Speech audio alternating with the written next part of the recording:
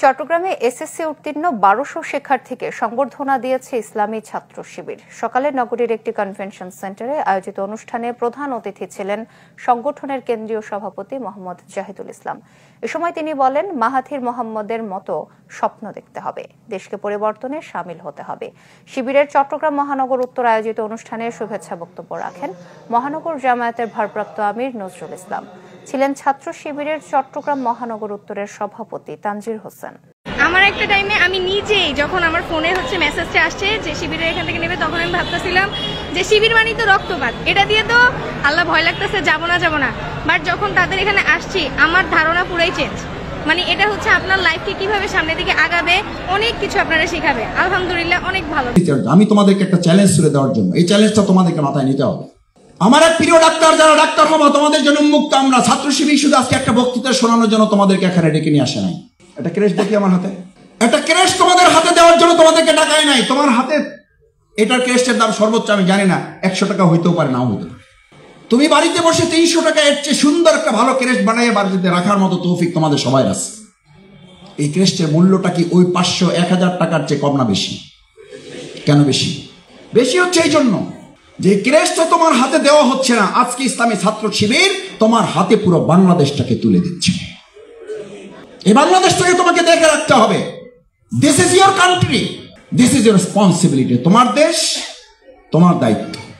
আচ্ছা, তোমাদের আবু জেহেলের নাম তো কারো জানা নেই। আচ্ছা, এই লোকটার নাম কি আবু জেহেল ছিল? এই লোকটার নাম কি ছিল? আবুল হেকাম। শুধু বুদ্ধি না, বুদ্ধির বাপ। আচ্ছা, বুদ্ধির বাপ মূর্খের বাপ হইলো কেন বলো? কেন মূর্খের বাপ হইলো এই লোকটা? এই লোকটা কি বিজ্ঞান জানতো না, ম্যাথ জানতো না, জিওগ্রাফি জানতো না, সায়েন্স জানতো না, বায়োলজি জানতো না?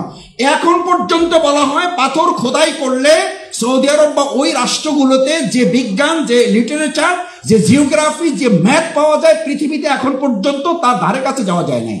তাহলে what is the difference between Abul Hakam and Abu Jahl? What? এটা আমার মায়েদেরকে বলতে হবে। এটা আমার শ্রদ্ধাবাদর শিক্ষকদেরকে বিবেচনায় নিতে হবে। এই বিবেচনায় নিতে হবে বলেই শফিকুল ইসলাম মাসুদ প্যান্ট শার্ট পরে এখানে কথা বলতে পারে। এখনই জোহর নামাজের আজান হবে, টুপি ছাড়া অথবা টুপি সহ এই পটুয়াখালীর সবচেয়ে বড় মসজিদে দাঁড়িয়ে সালাতুল জোহরের ইমামতি করার যোগ্যতা ছাত্র শিবির তৈরি করে দিতে পারে। Challenge, please let's go. চলেন এই প্রোগ্রাম শেষে। This is my not credit, this is my not credit for my mother and father. আমি আমার বাবা মার প্রতি কৃতজ্ঞ যে তারা আমাকে 20টা ওয়ার্ডিং গোল করে বাইন্ডা তারপর বলতো শিবিরের কাছে যাও। এই পটুয়াখালী, এটাকে ট্রেনিং সেন্টার বলা হতো, ট্রেনিং টি স্কুল বলা হতো, টিটি। ক্লাস 9-এ পড়া থাকতে ডোনামেন স্কুলে এসে আমার বাবা মা এইরকম গোল বাস্তব 20টা ওয়ার্ডিং বাইন্ডার গোল করে দিত যে তোমার মাদ্রাসা তোমাকে ইসলাম শেখাবে। আর ছাত্র শিবির যা পেয়েছি, যা যতটুকু জেনেছি, এই ছাত্র শিবির তোমাকে জান্নাত উপযোগী মানুষ বানিয়ে দেবে। যাও গো টু শিবির। আমার মা আমার বাবার পকেট থেকে টাকা চুরি করে, এখানে কোন মা আছেন বাবার কাছ থেকে টাকা চুরি করেন আমি জানি না। আমার মাকে আমি চুরি করতে দেখছি। চুরি করা মানে বুঝেন, আগে নিয়ে দিত, পরে বলতো ছেলেকে তো তুমি দিবা না, চাইলে তো দিতা না, দিলেও তো সময় লাগতো। অত সময় আমার নয়, তোমার ছেলেরও নয়। নিয়ে দিছি, তারে 200 টাকা দিছি, শিবিরে লাগবে, ওখানে তার দিতে হবে, ডেলিগেট ফি জমা দিতে হবে। তোমার ছেলে যাইতে চায় নাই, তোমার পক্ষ থেকে আমি 200 টাকা দিয়ে তারে পাঠিয়ে দিছি। মাফ করলে করো, না হলে নাই। আমার মায়ের কথা শুনে বলছি। এই মাকে বলা হয়েছে, please give me a good mother, I will give you a great nation. আমাকে ভালো মা দাও, আমি একটা ভালো জাতি, একটা ভালো দেশ, একটা ভালো রাষ্ট্র উপহার দেব। আমার মায়েরা যারা, আমার কন্যারা যারা আছো, এরকম একটা ভালো মা হওয়ার জন্য ইসলামী ছাত্র শিবির তোমাকে আজকে সিদ্ধান্ত নিতে অনুরোধ করছে। আইএমএ জাহিলিয়া যখন শেষ হয়েছিল, সেই সব শেষের জায়গা থেকে, ফুল স্টপ থেকে আলোর যাত্রা শুরু করেছিল ইসলাম না মানুষের তৈরি করা মতবাদ? এটা নিয়ে তোমার যদি কোনো বিভেদ থাকে, কোনো আর্গুমেন্ট থাকে, কোনো ডিবেট থাকে, কোনো অসুবিধা নাই। খুব সিম্পলি বুঝো, যেখানে অন্ধকারের শেষ, যেখানে আমাদের কন্যাদেরকে জীবন্ত কবর দেওয়া হতো, কি আফসোসের ব্যাপার না? সেই আবু জেহেলের উত্তরসূরিরা এখন বলে ইসলাম ক্ষমতায় আসলে, ইসলাম যদি আবার প্রোভাইড করে, তাহলে আমাদের মেয়েদের নাকি ঘরে আটকাই রাখা হবে। কত বড় আস্পর্ধা থাকলে এই কথা কেউ বলতে পারে? অথচ এই কন্যাদেরকে যখন জীবন্ত কবর দেওয়া হতো, পুড়ে ফেলা হতো আগুনে। একটা ঘরে মেয়ে জন্ম নিলে যে অন্ধকার আইএমএ জাহিলিয়া যুগে, আবু জেহেলের যুগে যখন একটা কন্যা সন্তান জন্ম নিলে 3 দিন 4 দিন 7 দিন সে তার বন্ধু বান্ধবদের সাথে মুখ দেখাতো না, তাকে সমাজ থেকে বহিষ্কার করা হতো। তোর কন্যা হয়েছে, তুই এখনো জীবন্ত কবর দাও নাই। দিস ইজ ইসলাম। আর সেই ইসলাম এখন তোমাকে বলে ইসলাম আসলে তোমাদেরকে আটকে ফেলবে। এখন সেই ইসলাম নিয়ে তোমাদের মধ্যে ইসলাম ফোবিয়া, তোমাদের মধ্যে ইসলামের ভীতি ছড়ায়। ইসলাম আসলে তোমাদেরকে ঘর থেকে বের হতে দেবে না। আর আজকে তোমাদের এই প্রোগ্রামটাকে আমরা কোন ঘরে করছি না বাইরে করছি, মানে তোমাদের ঘরে না বাইরের জগতে, তাহলে একটা করতালি দিয়ে তাদেরকে একটা প্রতিশোধ জানাও যে ছাত্র শিবির আমাদেরকে ঘর থেকে এখানে ডেকে নিয়ে এসেছে। আর একটা কথা বলি, কিছু মনে করো না, তোমরা তো আমাদের কন্যার মতো। এখানে ঢোকার সময় তোমাদের যার নেকাব আছে তাকে বলা হয়েছে আসসালামু আলাইকুম, আপনার আমাদের খুব দরকার ছিল, কারণ নেকাবওয়ালা লোকই আমাদের টার্গেট। আসেন, যার নেকাব নাই একটু এদিক ওদিক আছে, এই পাশে দাঁড়ান, এটা শিবিরের প্রোগ্রাম, জেনেও আপনি অবস্থায় এসেছেন, ভারী অন্যায় করেছেন। আপনার বাবা মা কোথায় ডাকেন, শিক্ষক কোথায় ডাকেন, এতটুকু হুঁশ বুদ্ধি নাই, শিবিরের প্রোগ্রামে আসছেন। এই কথা বলা হয়েছে, এরকম একজন লোক দাঁড়াও। একজন অভিভাবক বলেন ছাত্র শিবির আমাদের সাথে অন্যায় আচরণ করেছে। আসসালামু আলাইকুম ওয়া রাহমাতুল্লাহ। সুপ্রিয় দর্শক, সম্প্রতি বাংলাদেশ ইসলামী ছাত্র শিবিরের এই GPA 5 প্রাপ্তদের কৃতি শিক্ষার্থীদেরকে সম্বর্ধনা দেওয়া, এই বিষয়টা ব্যাপকভাবে সোশ্যাল মিডিয়ায় ভাইরাল হয়েছে এবং ছাত্র রাজনৈতিক অঙ্গনে তোলপাড় সৃষ্টি করে ফেলে দিয়েছে।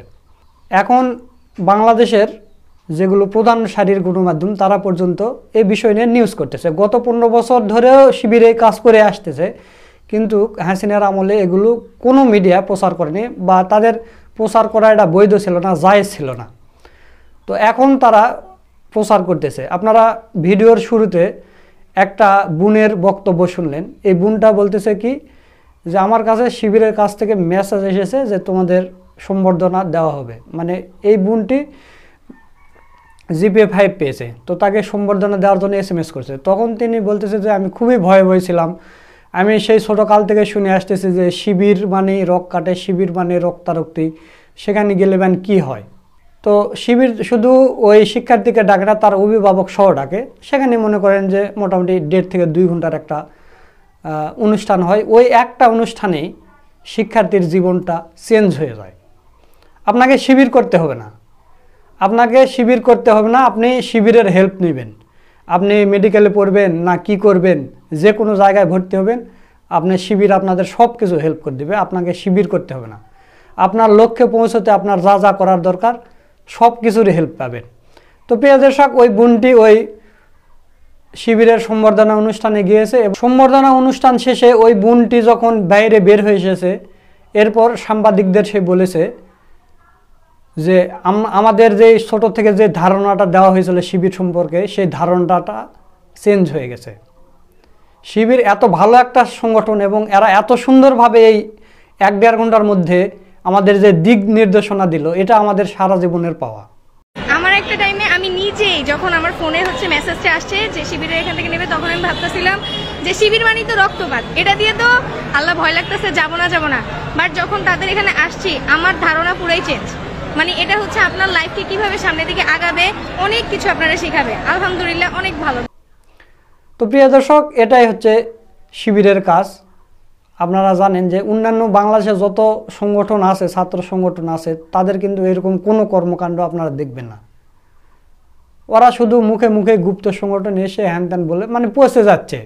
আপনারা দেখলেন না, ঢাকা বিশ্ববিদ্যালয়ের হলে কমিটি দিয়েছে 500-700 জন ছাত্র দরকার, সেখানে তাও পায়নি ছাত্র দলের। মনে করেন ছাত্র শর্ট পড়ছে, এরপরে তারা ছাত্রলীগ থেকে 60 জন নিয়ে কমিটি পরিপূর্ণ করতে হয়েছে। তারা শিবিরের বিরুদ্ধে কথা বলে, আর যখন কোনো সভা সেমিনার করে টোকায় ভাড়া করতে হয়। যাই হোক, ওগুলো নিয়ে আর কথা বলতে চাচ্ছি না। আজকে যে বিষয় নিয়ে কথা বলবো সেটা হলো যে ডক্টর শফিকুল ইসলাম মাসুদ ভাইয়ের এলাকা বাউফলে দাখিল SSC এবং SSC সমমানের যারা GPA 5 প্রাপ্ত হয়েছেন তাদের সেই কৃতি শিক্ষার্থীদের অভিভাবক সহ তাদেরকে সম্বর্ধনা দেওয়া হয়েছে। সেখানে প্রধান অতিথি হিসেবে উপস্থিত ছিলেন ডক্টর শফিকুল ইসলাম মাসুদ ভাই। তো মাসুদ ভাই সেখানে অসাধারণ বক্তব্য দিয়েছে, যেহেতু নিজের এলাকা এবং তিনি বক্তব্য যেই জায়গায় যেই হলে তিনি বক্তব্য দিচ্ছেন, তিনি বলেছেন যে আমিও যখন ছোট ছিলাম আমি এই হলেরই পিছনের সাইডে বসেছিলাম, সেখান থেকে আমি এখন প্রধান অতিথি, তোমরাও এখান থেকে কেউ প্রেসিডেন্ট হবে, কেউ ডাক্তার হবে, কেউ প্রধানমন্ত্রী হবে, কেউ কাবার ইমাম হবে, কেউ বাইতুল মোকাররম ইমাম হবে, মানে এইভাবে কনফিডেন্স দিয়েছে। তো সব মিলে মাসুদ ভাইয়ের বক্তব্যটা খুবই আমার কাছে ভালো লেগেছে এবং শুধু মাসুদ ভাই ছাত্রদের বলেনি, অভিভাবকদেরও বলেছেন, তার জীবনের অনেকগুলো কাহিনী তুলে ধরেছেন, রাজশাহী বিশ্ববিদ্যালয়ের কিছু কিছু কাহিনী তুলে ধরেছেন।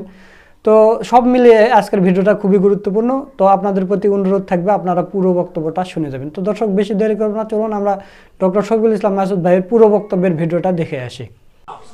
এমন হতে পারে যে ভালো রেজাল্ট করছো, এখন তো একটা চাপ বেশি, বিশ্ববিদ্যালয়, মেডিকেল, পরবর্তীতে ইঞ্জিনিয়ারিং, কি পাবা না সেটা নিয়ে একটা বিরাট স্ট্রেস তোমাদের উপরে আছে। স্ট্রেস নেওয়ার দরকার নেই, তোমরা ভালো করতে পারবা ইনশাআল্লাহ। আল্লাহ তোমাদেরকে ভালোর দিকে নিয়ে যাবেন। কারণ আমাদের সামনে এখানে যারা বসে আছো, তোমরা এই প্রোগ্রামের প্রধান অতিথিরা এখানে বসে আছে। এখন থেকে 20 বছর পরে এরকম প্রোগ্রামের প্রধান অতিথি যারা হবা তারা এখানে আছে, সভাপতি হবা যারা তারা এখানে আছে। এখন থেকে 20 বছরের পরে প্রধানমন্ত্রী এখানে থাকতে পারে না, সেই প্রধানমন্ত্রীদের জন্য আগাম একটা করতালি। তোমাদের কাছে এটা অবিশ্বাস মনে হবে কেন? এই শিল্পকলাটা তখন এত ভালো ছিল না। ফাউন্ডেশনের একটা প্রোগ্রামে আমরা একদম, তোমরা তো যারা সামনে আছেন, একদম পিছনের কাতারে বসা ছিলাম। একজন মন্ত্রী এখানে বসা ছিল, তিনি প্রধান অতিথি ছিলেন। ওই পিছনে বসে থাকা সেই দিন শফিকুল ইসলাম মাসুদ কি মনে করেছে ব্যানারে তার শফিকুল ইসলাম মাসুদ প্রধান অতিথি, পোস্টকার্ডে প্রধান অতিথি, ক্যামেরা তার দিকে এরকম ফোকাস করা থাকবে, সবাই তোমরা অপেক্ষায় থাকবা, শফিকুল ইসলাম মাসুদ নামে একজন আসতেছে, আবার 30 মিনিট বক্তৃতা দিয়ে তোমাদেরকে নির্যাতন করবে। সেই শফিকুল ইসলাম মাসুদ কিন্তু একদম পিছনের কাতারে ছিল, একদম পিছনের চেয়ারে। আমার এখনো মনে আছে, ফাউন্ডেশনের একটা প্রতিযোগিতায় এসেছিলাম, আমাদেরকে সম্বর্ধনার জন্য ডাকা হয়েছিল। আজকে এখানে যারা আছো, তোমাদের মধ্য থেকে এখানে কেউ প্রধান অতিথি হবা, তোমাদের মধ্য থেকে প্রধানমন্ত্রী, রাষ্ট্রপতি শুধু না, তোমাদের মধ্য থেকে এখানকার মসজিদের বড় ইমাম শুধু না, তামির মিল্লাত মাদ্রাসার প্রিন্সিপাল না, বাইতুল মোকাররমের ইমাম না, এমন হতে পারে এখানে আমাদের কেউ আছে যারা কাবার ইমামও হবে। কোথাকার ইমাম? কাবার ইমাম হবে। আমাদের এখানে এমন কেউ আছে যে আমাদের মায়েদের, আমাদের বোনের জাতির সবচেয়ে বড় জায়গাটা তারা পরিচালনা করার জন্য এখান থেকে আজকে শিক্ষার্থী, ছাত্রী যারা আমাদের কন্যা সন্তান তুল্য তোমরা যারা এখানে এসেছো, তারা এখানে আছে। সুতরাং আজকের সংবর্ধনার সভাপতি যে রাকিবুল ইসলাম নূর ইসলামী ছাত্র শিবিরের, আজকের সংবর্ধনার যারা গুরুত্বপূর্ণ বক্তব্য রেখেছেন, তাদের সবাইকে স্মরণ করছি। এখানে আছেন, তারা অনেক মূল্যবান কথা বলেছেন। আমি গাড়িতে যতক্ষণ থাকার সুযোগ পেয়েছি, লাইভে কথা শোনার চেষ্টা করেছি, এই কারণে যে কথা শুনে কথা বলতে পারলে কথা বলা সহজ।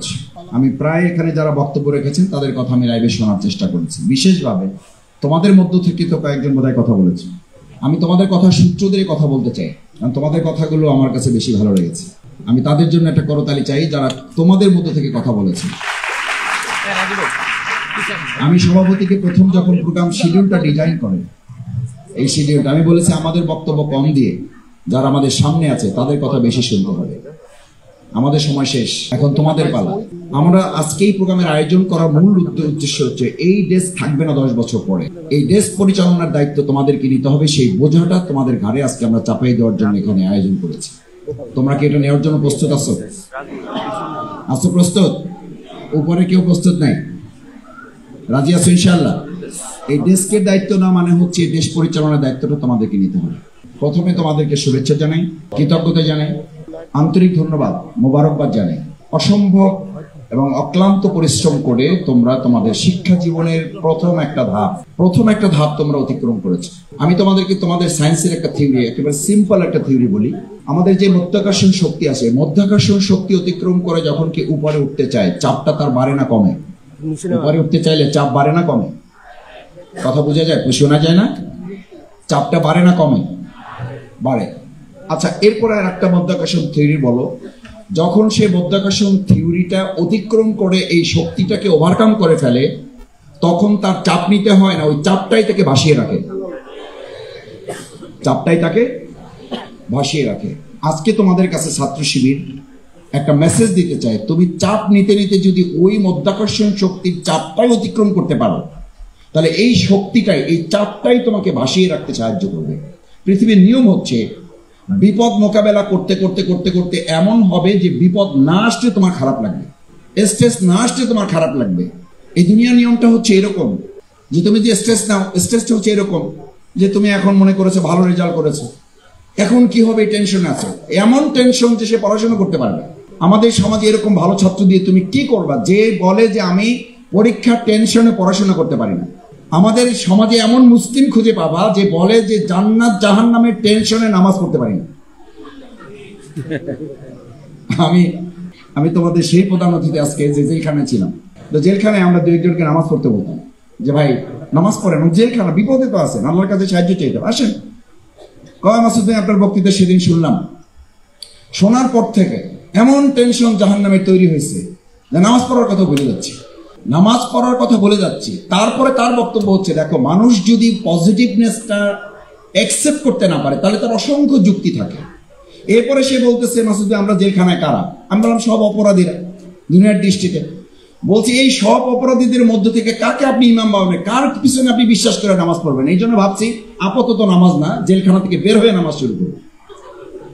প্রিয় শিক্ষার্থী বন্ধুরা, তৃতীয় কথা ভালো করে একটু মনোযোগ দাও, যে শিক্ষার এই স্তরে তোমরা এখন নিজেদেরকে উন্নীত করেছো।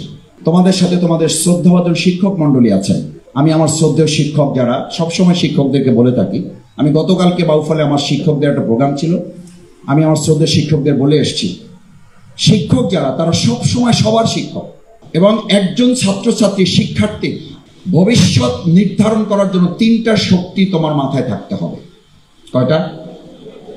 কয়টা? নাম্বার 1 আল্লাহর রহমত, স্রষ্টা। কারণ শিক্ষার মূল থিওরিটা পৃথিবীতে কেউ দেয়নি, দিয়েছে কে? করা। যদি এই কথা না বলতো পৃথিবীতে শিক্ষা বলতে কি বোঝায় এটা কেউ জানতে পারতো না, এটা কেউ বুঝতে পারতো না। শিক্ষা তোমাকে তোমার বাবা বুঝতে দেয়নি, শিক্ষা আমাদের সম্মানিত শিক্ষক মন্ডলী আমাদেরকে মেসেজ দেয়নি। প্রথম মেসেজ এসেছে যার কাছ থেকে, তার থেকে তুমি রহমত না পেলে, তুমি ধরো তুমি একজনের কাজ করো। আমাদের বিশ্ববিদ্যালয়ে কথা বলা আছে, বিশ্ববিদ্যালয়ে এটা একদম 100% প্রযোজ্য তা নয় যে বিশ্ববিদ্যালয়ে কেউ ফার্স্ট ক্লাস পায় না, তাকে first class, first, second, third সে পায় না, এটা তাকে দেওয়া হয়। কারণ শুধু রেজাল্টের উপরে ভিত্তি করে একজন ফার্স্ট ক্লাস, ফার্স্ট, সেকেন্ড হয় না। শিক্ষকের সাথে তার একটা আন্ডারস্ট্যান্ডিং এর ব্যাপার থাকে। আমার চোখের সামনে ভাই আমার ক্লাস ফ্রেন্ড সব প্রস্তুতি নিয়েছে, রিটেনে ফার্স্ট হয়ে গেছে অলরেডি, এখন শুধু ভাই ভাগ হবে। বাংলা সাবজেক্টের মতো জায়গায় ফার্স্ট ক্লাস পেয়েছে।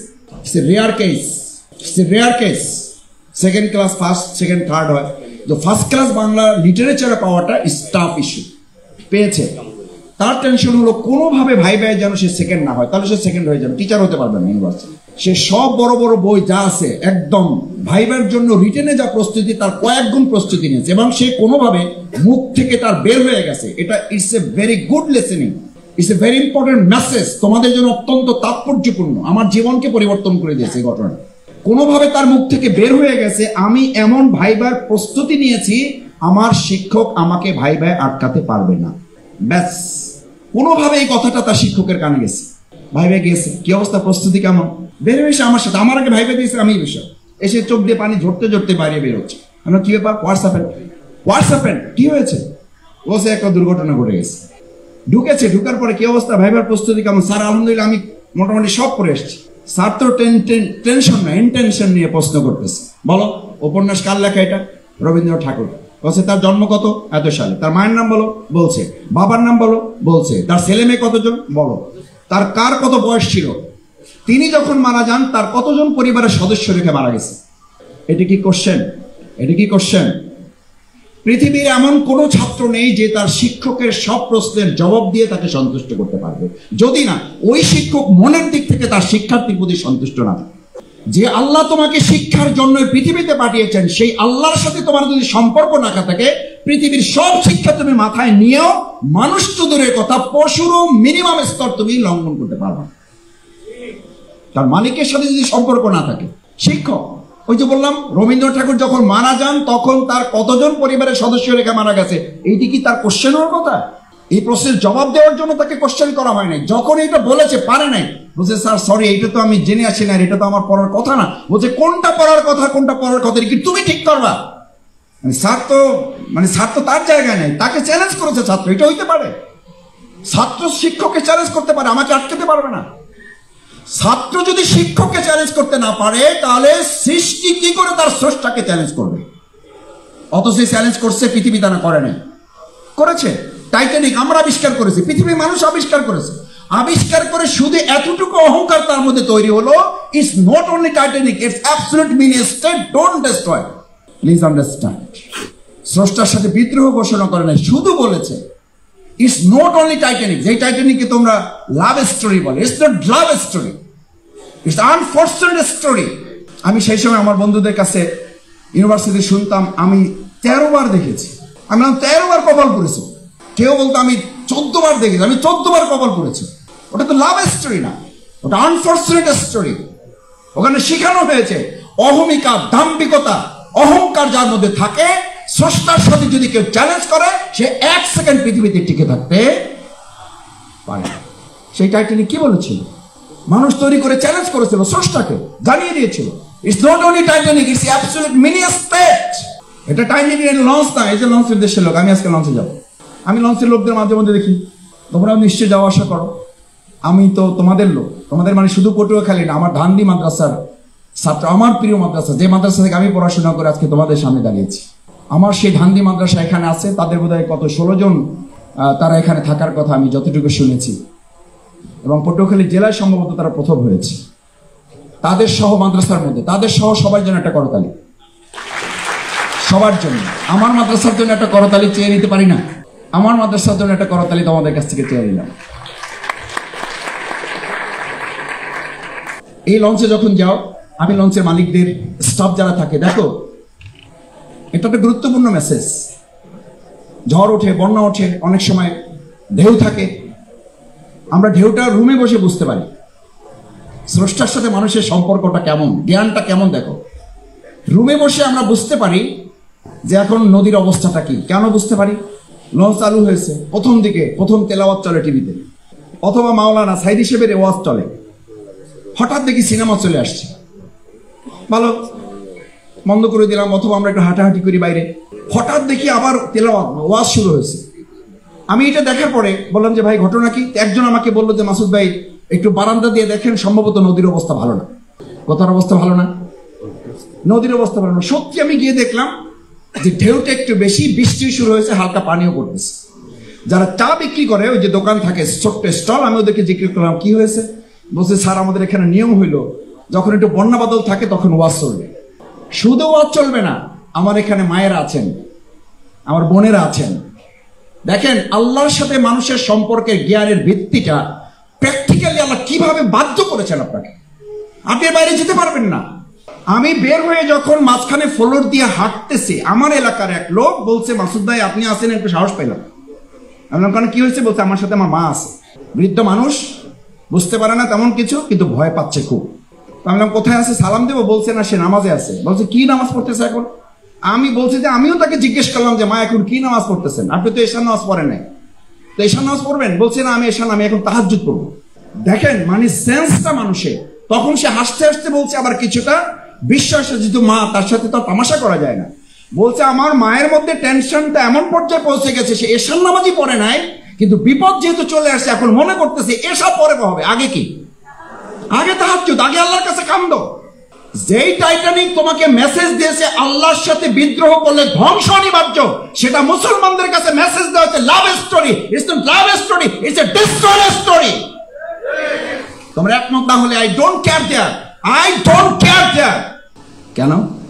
ওটার পাইলট মহোদয় এই আমার মতো এরকম আসছে, আমার চেয়ে এরকম এত আনস্মার্ট না, স্মার্টলি এসে ডিক্লেয়ার করেছে প্লিজ প্লিজ আর honorable passenger, eat drink and be merry, খাওয়া দাওয়া ফুর্তি করো, because it's not only Titanic, it's absolutely in a state, don't destroy it, কেউ এটাকে ধ্বংস করতে পারবে না। so eat drink and be merry, খাওয়া দাওয়া ফুর্তি করো, যা ইচ্ছা করো, কেউ তোমাদেরকে আটকাতে পারবে না। এই কথা বলা শেষই হয়নি, তার মাঝখান থেকে ডিরেক্টর নিজে চলে আসছে, সরো, তোমার কাছে কোনো খবর আছে? এই যে আন্দে রং দুনিয়া আছে, কোনো খবর আছে তোমার কাছে? বলছে স্যার সরি, কি হয়েছে? বলছে কি হয়েছে ওটা আমি বলতেছি, তুমি যাও। honorable passenger, our sorrowful news, our sorrowful message, within 15 minutes at the store of a Titanic, আর মাত্র 15টি মিনিট পর আমাদের টাইটানিকটা শেষ হয়ে যাচ্ছে। So pray for us now, we are at the time of our death. Pray. যারা স্রষ্টাই মানে না, যারা এক আল্লাহকে বিশ্বাস করে না, তারা বলতেছে pray for us now, we are at the time of our death. আমরা মৃত্যুর দ্বার প্রান্তে পৌঁছে গেছি, এখন এক আল্লাহ ছাড়া, এক স্রষ্টা ছাড়া আমাদের আর কেউ বাঁচাতে পারবে না, সুতরাং তার কাছে প্রার্থনা করো। মজার ব্যাপার হচ্ছে, শিক্ষায় তুমি বড় ডাক্তার হবে, শিক্ষায় তুমি বড় ইঞ্জিনিয়ার হবে, তোমার মধ্যে অনেক বড় ভূমিকা তৈরি হবে, টাইটানিকের চেয়েও বড় ভূমিকা তোমার মধ্যে জন্ম হবে। দেখো সেই টাইটানিকটাকে ধ্বংস করেছে কে? Just iceberg. একটা আইসের পাহাড়ও না, আইসের একটা ব্যাগ, আইসের একটা ধাপ, আইসের একটা স্টেট। একটা বরফের পাহাড়ও না, বরফের একটা খণ্ড একটা স্টেটকে ধ্বংস করে দিলে একটা ধাক্কায় 15 মিনিট টাইম নিল, জাস্ট 15 মিনিট। পৃথিবীতে তোমাকে আল্লাহ শিখাচ্ছেন তোমার জ্ঞান যেন তোমাকে অহমিকার দম্বে দম্বিত না করে। জ্ঞান তোমাকে শিখাচ্ছে। লোকমান তার সন্তানকে এভাবে তার সন্তানকে ডেকে বলেছিল, ইয়া বুনাইয়া আকিমুস সালাত। তোমার শিক্ষার প্রথম ধাপ হচ্ছে তুমি সালাত আদায় করবে। আমাদের বর্তমান শিক্ষা ব্যবস্থা, আমি বিশ্ববিদ্যালয়ে পড়াশোনা করেছি, আমি মাদ্রাসার বড় বারান্দায় পড়াশোনা করেছি, আল্লাহ আমার অহংকার মাফ করুন।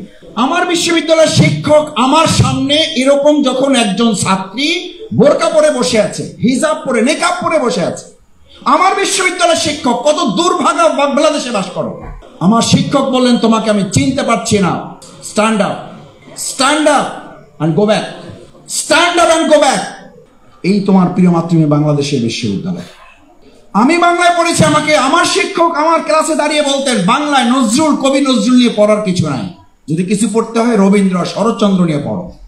আমার মায়েরা, আমার বোনেরা, আমার শিক্ষক মন্ডলী, অভিভাবক বৃন্দ ভাবছেন ছেলেকে কত বড় জায়গায় নিয়ে আসছেন। দুর্ভাগ্য, মাথায় ভাঁজ পড়ার মতো সংবাদ দিয়ে দিচ্ছি, মাথায় ভাঁজ পড়ার মতো।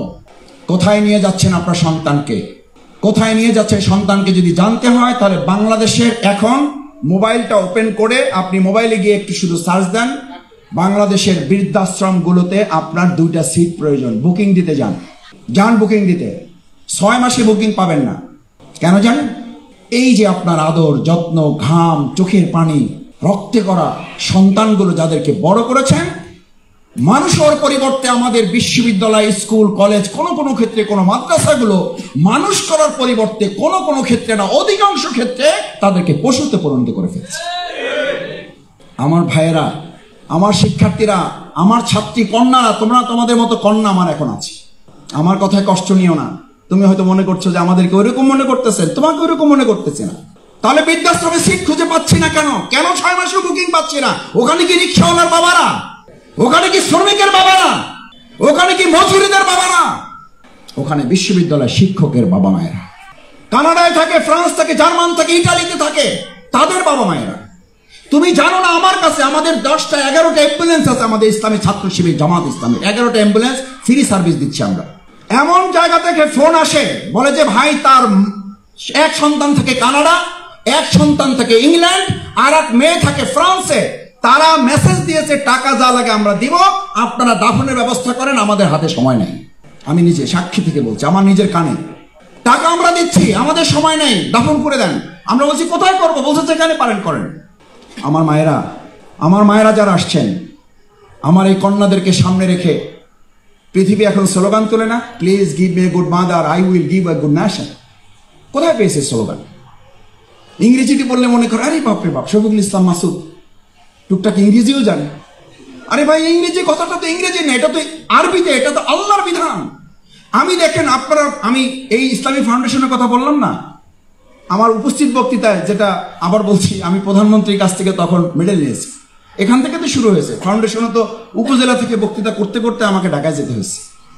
আমার এখানে প্রতিযোগিতার কম্পিটিশনের টপিক পড়েছিল জাতীয় সঙ্গীত। আচ্ছা, আপনি কল্পনা করেন জাতীয় সঙ্গীতের সাথে আপনি কোরআন হাদিস মিলাইতে পারবেন? আমাকে 2টা তোলার সুযোগ দেয়, 2টা টপিক। প্রথমে আমাকে একটা তুলতে দিল, ওইটা পড়লো রবীন্দ্রনাথ ঠাকুর, মানে কপাল ভালো হলে যা হয় আর কি। তো আমি চিন্তা করলাম রবীন্দ্রনাথ ঠাকুর এই ব্যাটারি নিয়ে কি বলবো, রাখলাম ওটা, উঠাইলাম আর একটা, পড়ছে জাতীয় সঙ্গীত, কই যাবেন। চিন্তা করলাম, মাথাটা একটু শক্ত করলাম, পায়জামা পাঞ্জাবি পরা, টুপি পরা, মাদ্রাসায় পড়ি, শক্ত করে দাঁড়াইলাম, দাঁড়াই এরকম ডায়াসটা ভালো করে ধরলাম, ধরে প্রথমে শুরুই করলাম কোরআনের আয়াত দিয়ে। যারা বিচারক ছিল তাকাইছে যে এই ছেলের কি মাথা ঠিক আছে, জাতীয় সঙ্গীতের সাথে কোরআনের কি সম্পর্ক? আমি সেই পুরো বক্তৃতা শোনানোর জন্য আপনাদেরকে এখানে দাঁড়াইনি। আমি চ্যালেঞ্জ দিতে, আমি তোমাদেরকে একটা চ্যালেঞ্জ তুলে দেওয়ার জন্য, এই চ্যালেঞ্জটা তোমাদেরকে মাথায় নিতে হবে। আমার এক প্রিয় ডাক্তার, যারা ডাক্তার হবো তোমাদের জন্য উন্মুক্ত আমরা। ছাত্র শিবির শুধু আজকে একটা বক্তৃতা শোনানোর জন্য তোমাদেরকে এখানে ডেকে নিয়ে আসে নাই। একটা ক্রেশ দেখি আমার হাতে, একটা ক্রেশ তোমাদের হাতে দেওয়ার জন্য তোমাদেরকে ডাকাই নাই। তোমার হাতে এটার ক্রেশটার দাম সর্বোচ্চ আমি জানি না 100 টাকা হইতেও পারে, নাও হইতে পারে। তুমি বাড়িতে বসে 300 টাকা এর চেয়ে সুন্দর একটা ভালো ক্রেশ বানাইয়ে বাড়িতে রাখার মতো তৌফিক তোমাদের সবাই আছে। এই ক্রেশটার মূল্যটা কি ওই 500-1000 টাকার চেয়ে কম না বেশি? কেন বেশি? বেশি হচ্ছে এই জন্য যে ক্রেশটা তোমার হাতে দেওয়া হচ্ছে না। আজকে ইসলামী ছাত্র শিবির তোমার হাতে পুরো বাংলাদেশটাকে তুলে দিচ্ছে। এই বাংলাদেশটাকে তোমাকে দেখে রাখতে হবে। This is your country, this is your responsibility. তোমার দেশ, তোমার দায়িত্ব। যে কারণে এটা বলছিলাম, প্রিয় শিক্ষার্থীরা, আমি তখন বক্তৃতার যেটা বললাম যে পুরো বক্তৃতা শোনানোর জন্য তোমাদেরকে ডাকাই নেই। আমার এক ডাক্তার আছে, আমাদের এক ডাক্তার আছে, চ্যালেঞ্জটা তোমাকে মাথায় নেওয়ার জন্য, চ্যালেঞ্জটা নিতে হবে।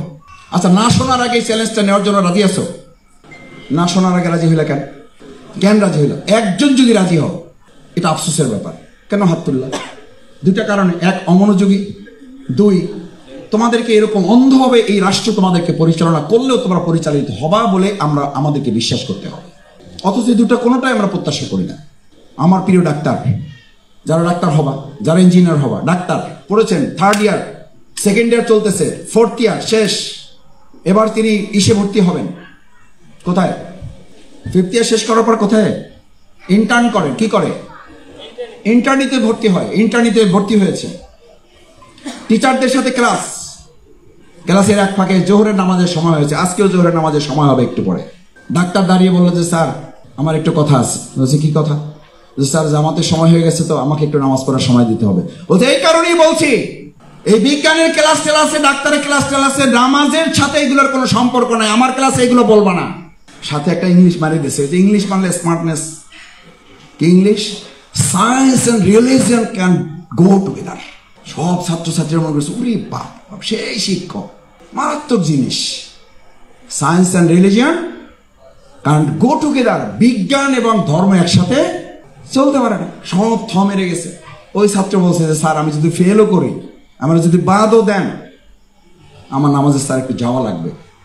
এখন আপনি অনুমতি দিলেও যাব, না দিলেও যাব। এখন আপনার আদবের সাথে যেতে পারলে আমার জন্য ভালো। স্যার দেখছে পরিস্থিতি ভালো না, বলছে যাও, তোমার মতো ছাত্রদের নামাজে যাওয়াই ভালো।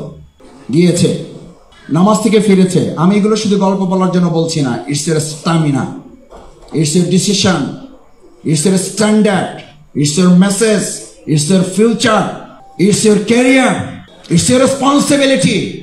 ছাত্র ফিরেছে।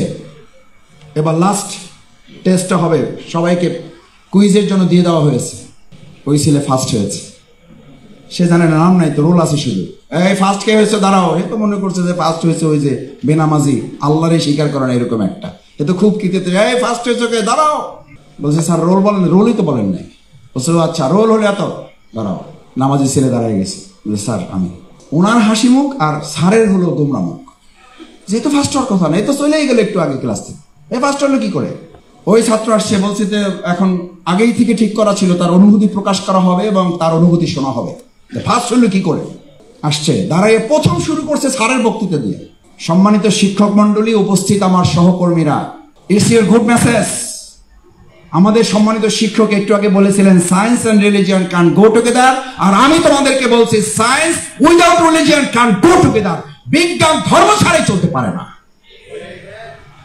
স্যার বলেছিল science and religion can go together. আর ছাত্র ওই ক্লাস থেকে নামাজ পড়ে এসে ফার্স্ট হয়ে বলল, মেসেজ দিল, প্র্যাকটিক্যালি মেসেজ দিল, science without religion can go together.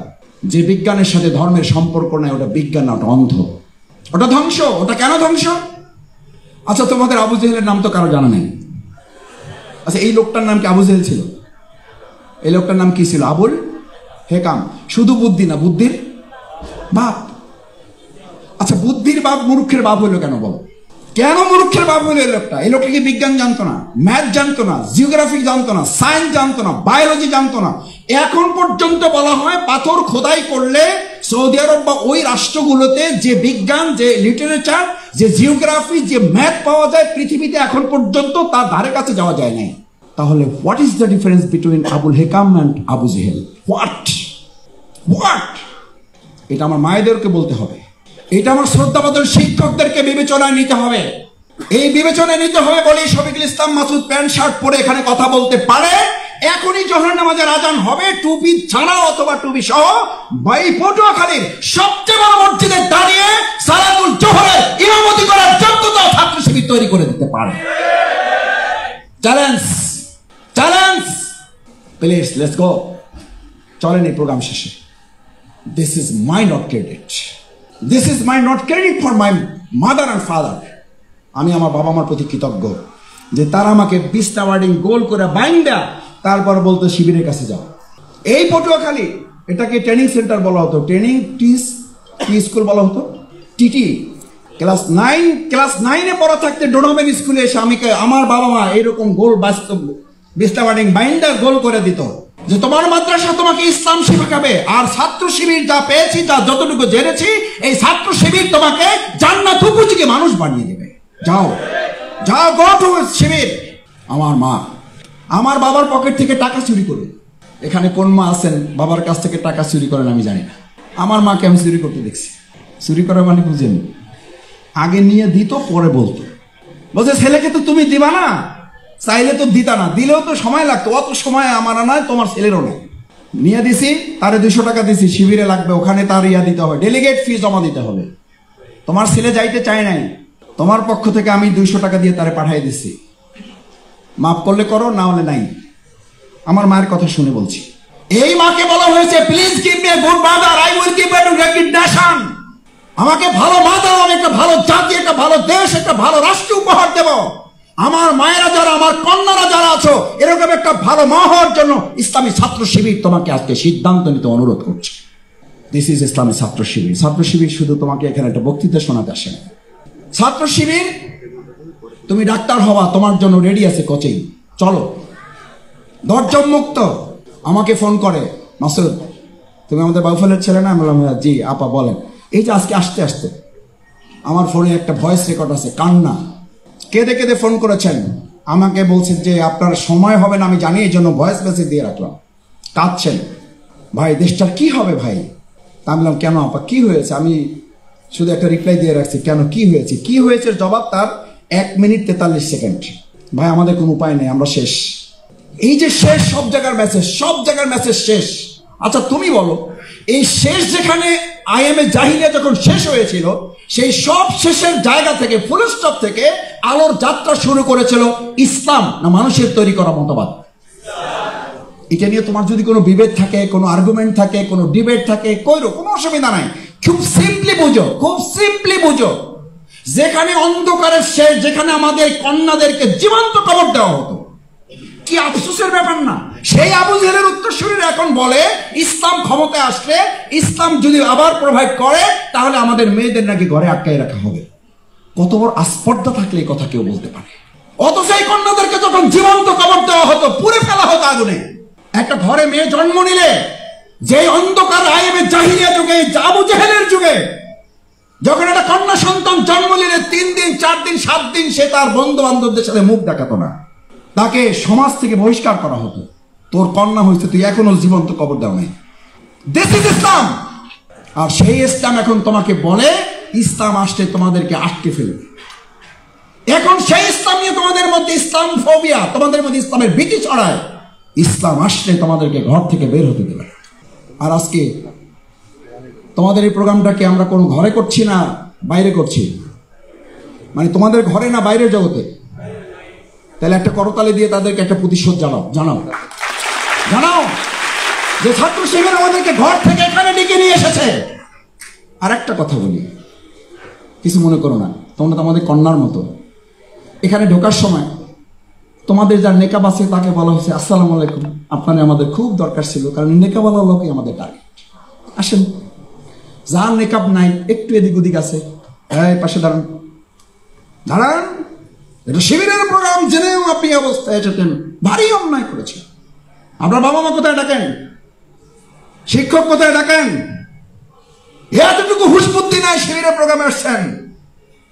এই কথা বলা হয়েছে, এরকম একজন লোক দাঁড়াও, একজন অভিভাবক বলেন ছাত্র শিবির আমাদের সাথে অন্যায় আচরণ করেছে। আমিও করেছি। আমি এই কথাটা বলতে ইমোশনাল হচ্ছি। আমি বিশ্ববিদ্যালয়ের রাষ্ট্র নির্বাচনে আমাকে একটা হলের জিএস ক্যান্ডিডেট করা হয়েছে। আমি ভোট চাওয়ার জন্য গিয়েছি। আমার ডিপার্টমেন্টের আমার বান্ধবী, আমি এখন খুব সাহসী মনে হয়, আমি খুব লাজুক প্রকৃতির মানুষ। আমার পরিবারের সদস্যরা আছেন, কেউ জানেন তারা। আমি আমার ভোট চাইতে গিয়েছি যে আমি জিএস ক্যান্ডিডেট শহীদ শামসুজ্জোহা হলের। তো এরকম নিচের দিকে তাকায় কথা বলতেছি, এই তুমি মাসুদ না? আলম জি আপা, আমি মাসুদ। তো কি হয়েছে কি? যে আমি তো জিএস নির্বাচন করব, একটু আমার জন্য দোয়া করবা আর আমার একটু ভোট দিবা। বলছে মাথা জাগাইলাম। বলছে এখন কি করবো? বলছে তাকাও আমার দিকে। বললাম আপা এটা তো আমাদের শিবির থেকে নিষেধ করা আছে, এটা যদি কেউ দেখে তাহলে আমার সাথী পথ থাকবে না। বলছে তাই নাকি? এটা তোমাদের বলা আছে? আমি বললাম জি আপা এটা বলা আছে। বলছে তাহলে ভোট নেবে কি করে? আমি বললাম এই যে ভোট চাই দিচ্ছি আপনাকে, শরীয়তের সীমা যেন লঙ্ঘন না হয়। কারণ এটা তো শুধু শিবিরের নির্দেশ নেই, এটা আল্লাহ রসুলের নির্দেশ। একবার কারো দিকে আমাদের বোনদের, আমাদের মায়েদের, এরকম যারা কন্যা সন্তান তাদের দিকে যারা শরীয়তের দৃষ্টিতে তার জন্য জায়েজ নেই, একবার তাকালে আল্লাহ মাফ করবেন। দ্বিতীয়বার তাকানোটা মাফ করবেন না, শুধু বলা হয় যে ওই যে তাকানোটা শফিকুল ইসলাম মাসুদের না, তাকানোটা ইবলিসের। কার? আচ্ছা এটা জামাতের কথা, যে শিবিরের কথা কার কথা? প্রিয়নবী মুহাম্মদুর। আচ্ছা এইরকম ইবলিস ঢাকায় আছে, পটুয়াখালীতে তো নাই, যে একবার তাকানোর পর দুইবার তাকানোর মতো আল্লাহর ওলি এই সমাজে আর পাওয়া যাবে না। যদি একবার কোন রকম তাকায় আর চোখ ফিরায় না, কারণ একবার যায় চোখ ফালাও না, কারণ চোখ ফালাই এরপর কি করবো? এরপর তো ইবলিস হয়ে যাবো। একবার যেমন তাকান দিছে, ওর মধ্যে যে ইবলিস ঢুকে গেছে, ওই হুঁশ আর টান নেই। আমার অভিভাবক বৃন্দ, আপনাদের কষ্ট বাড়াতে চাই না। বাংলাদেশ ইসলামী ছাত্র শিবির ইবলিসপনা থেকে একজন যুবককে বাঁচানোর জন্য আমাকে যখন এই কথা বলেছে, আমি যখন বললাম আপা আমি যদি আপনার দিকে তাকাই আমি আপনার ভোট নেব না, আমি আপনার ইজ্জত নেব, আমার এটা ভিডিও ক্লিপে ভাইরাল কথা আছে। আমি যদি চোখ দিয়ে আপনার দিকে তাকাই, আপনার দৃষ্টির দিকে তাকাই, আপনার চেহারার দিকে তাকাই, আপনার শরীরের দিকে তাকাই, ইসলাম বলছে আমার মধ্যে কুপ্রবৃত্তি আমাকে সবসময় দাবিত করে।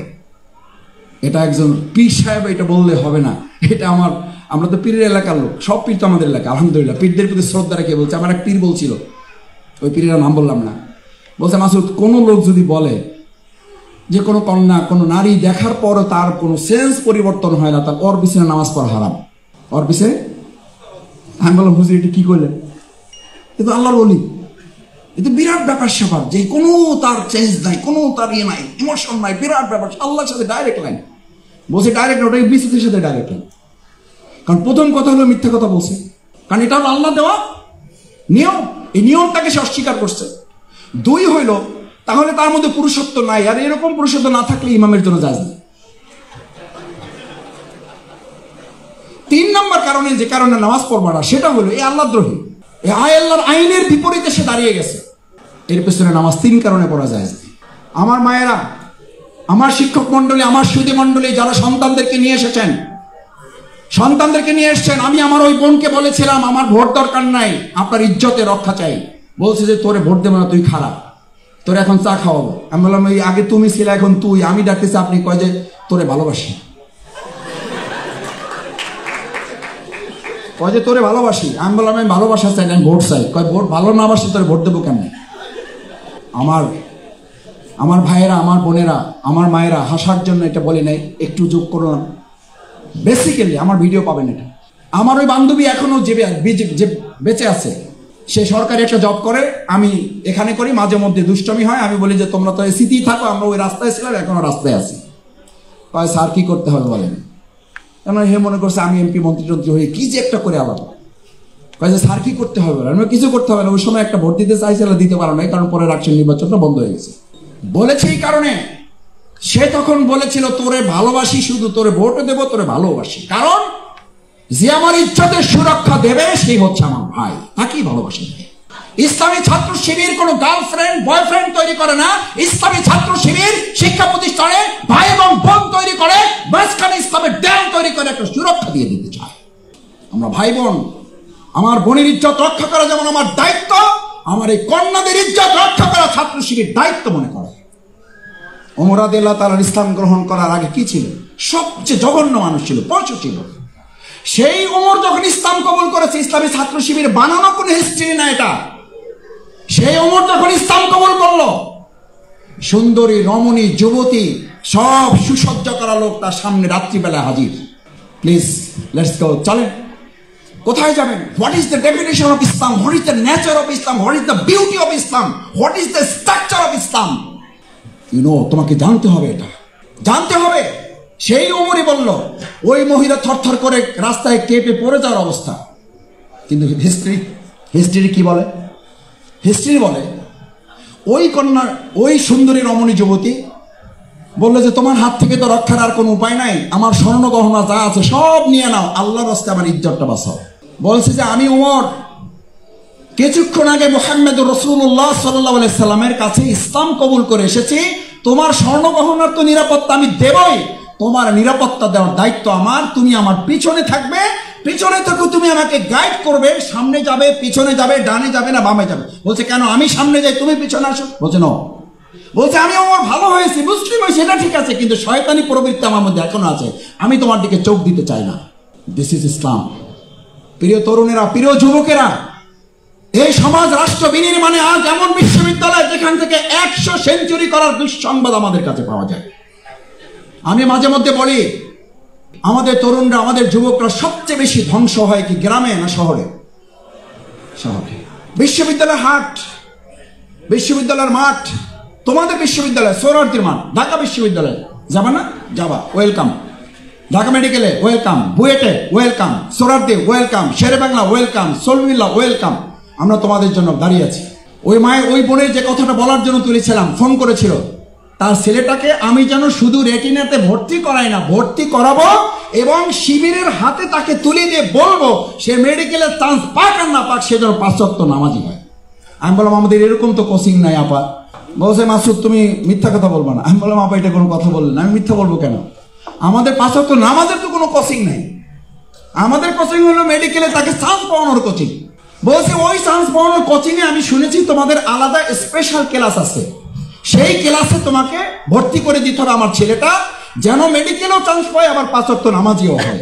আমি বললাম আবার ঠিক আছে, আমি শিবিরের ভাইদেরকে আমি বলে দেব সে মেডিকেলে পড়ার পাশাপাশি যেন 5 ওয়াক্ত নামাজিও হয়।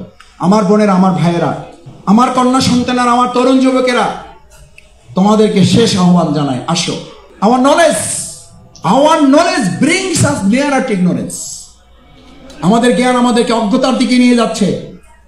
our ignorance brings us nearer to death. আর এই অজ্ঞতা আমাদেরকে বিপদের দিকে না, আমাদেরকে মৃত্যুর দিকে ধাবিত করছে। এখান থেকে বাঁচার জন্য বাংলাদেশ ইসলামী ছাত্র শিবির তোমাদেরকে আহ্বান জানায়, আসো। বাংলাদেশ ইসলামী ছাত্র শিবির আজকের এই সমাজের জন্য একটা পরিপূর্ণ বিশ্ববিদ্যালয়ের নাম। সেই বিশ্ববিদ্যালয়ে তোমাদের সবাইকে ভর্তি হওয়ার জন্য না, সেই বিশ্ববিদ্যালয়ের সাথে সম্পৃক্ত থেকে সৎ, যোগ্য, দক্ষ নাগরিক বিনির্মাণ কর। আজকের উপদেষ্টারা, প্রধান উপদেষ্টা, অন্যান্য উপদেষ্টারা আমরা তখন বলেছিলাম একটাই দায়িত্ব, সেটা হচ্ছে সৎ এবং যোগ্য দক্ষ লোক তৈরি করা। আমি শেষ কথা বলি, এই মোবাইলে তুমি সার্চ দাও, আজকে ক্যারিয়ারের কথা আলোচনা ঘন্টার পর ঘন্টা করতে পারো। মায়েরা, বাবারা ভালো করে খেয়াল করেন, আপনি ডাক্তারের জন্য এখন এখানে অনলাইনে সার্চ দেন, কত ডাক্তার লাগবে, কত অভিজ্ঞতা লাগবে, কত চিকিৎসা লাগবে, সব এখানে পাবেন।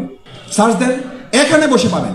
আপনাকে এখানে লাইভে শোনাই দেবে আপনার জ্বর হয়েছে, কাশি হয়েছে, ক্যান্সার হয়েছে, যক্ষা হয়েছে, হাম হয়েছে, করোনা হয়েছে, আপনি এইটা করেন। আচ্ছা, এখন সার্চ দেন, গুগলে গিয়ে বলেন, ভাই গুগল, আসসালামু আলাইকুম, আমার বাউফল পটুয়াখালী উপজেলা পরিষদ জেলা কার্যালয় পটুয়াখালীর পৌরসভা পরিচালনার জন্য আমার 5 জন সৎ, যোগ্য, দক্ষ মানুষ দরকার। যদি বিশ্বাস না হয়, আমার আইটি এক্সপার্ট এখানে আছে, যাও সার্চ দিলে সৎ মানুষ দরকার, 5 জন সৎ মানুষ দরকার, 3 কোটি টাকা দেবো, লিখে দাও, সার্চ দাও গুগলে। ওই ব্যাটা তোমাকে নিয়ে যাবে ক্লাস 7-এর সততার ক্লাসে। তার মানে হচ্ছে গোটা পৃথিবী তথ্য প্রযুক্তিতে অনেক দূর চলে গেলেও সততার জায়গায় এখন পর্যন্ত গুগল আছে। কোন ক্লাসে? গুগল। বিশ্বাস না হলে এখন সার্চ দাও, বাড়িতে গিয়ে সার্চ দিয়ে দেখো। এই জায়গায় গুগলকে অতিক্রম করে ইসলামী ছাত্র শিবির এই দেশ পরিচালনায় 2 জন মন্ত্রী উপহার দিয়েছিল। তারা বলেছিল আমরা 3টা মন্ত্রণালয় চালিয়েছি, 2 টাকার দুর্নীতি করেছে, প্রমাণ করতে পারলে আমরা এখান থেকে চলে যাব। This is Bangladesh, this is Bangladesh ইসলামী ছাত্র শিবির। এটা হচ্ছে ছাত্র শিবিরের অর্জন। আসো, সেই অর্জনে তোমরা যখন আরো মিলিত হবে, তখন আমরা সমৃদ্ধ একটা বাংলাদেশ বিনির্মাণ করতে পারবো। সেই সমৃদ্ধ বাংলাদেশ বিনির্মাণে তোমাদের সাথে আমরা যাত্রী হতে চাই। আমরা তোমাদের সাথে নিব না, তোমরা যাবে, তোমাদের পিছনে আমরা হাঁটবো। সেই বাংলাদেশের নেতৃত্ব তোমরা দেবে, সেই প্রত্যাশা ব্যক্ত করে শিক্ষক মন্ডলী, অভিভাবক বৃন্দ যারা আছেন, সবাইকে ধন্যবাদ জানিয়ে আমার কথা শেষ করছি। আল্লাহ হাফেজ। বাংলাদেশ জিন্দাবাদ, ইসলামী ছাত্র শিবির জিন্দাবাদ। সুপ্রিয় দর্শক, আপনারা ডক্টর শফিকুল ইসলাম মাসুদ ভাইয়ের বক্তব্যের ভিডিওটা দেখলেন। তো সব মিলে আজকের ভিডিওটা আপনাদের কাছে কেমন লেগেছে তা অবশ্যই কমেন্ট করে জানিয়ে দেবেন। ভিডিওটা ভালো লাগলে শেয়ার করবেন। সকলকে ধন্যবাদ। আসসালামু আলাইকুম ওয়া রাহমাতুল্লাহ।